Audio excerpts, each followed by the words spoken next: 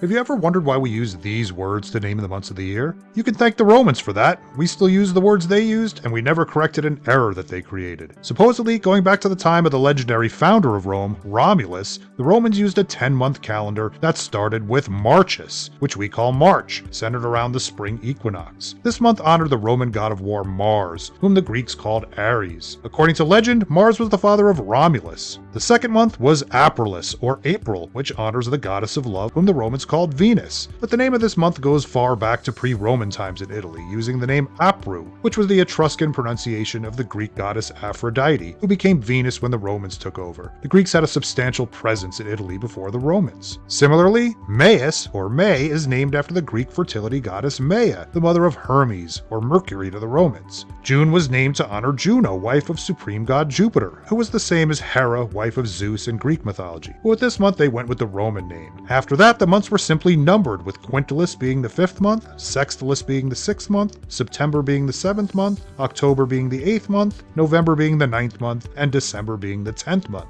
You can see by the prefixes indicating the number of the month. After that, there was an unnamed period of dark cold winter time, before the year would begin again in March, when this unnamed period would absorb all the deviations that we now correct with leap years. Then, according to legend, in the early 700s BC, Romulus' successor Numa named 2 more months out of this unnamed period. Januarius, or January, named after the double-faced Roman god of transitions, beginnings and endings, essentially the god of change, looking back at the old year and forward to the new one. And Februarius, or February, named after instruments called februa that were used in a purification ritual that would take place at this time of year at the festival called Lupercalia, which has ties to the purification god Febris, a much older Italian god predating the Romans. Of course, there was a problem. With these 2 months added, and officially made the 1st and 2nd months of the year, somewhere around 150 BC, the prefixes no longer matched. The Romans fixed a couple of these when Quintilis was renamed Julius, or July, to honor Julius Caesar, and Sextilis was renamed Augustus, or August, to honor Augustus Caesar. But September through December still have these mismatched names. I don't know that we need to rename them, but I'd be open to hearing some suggestions.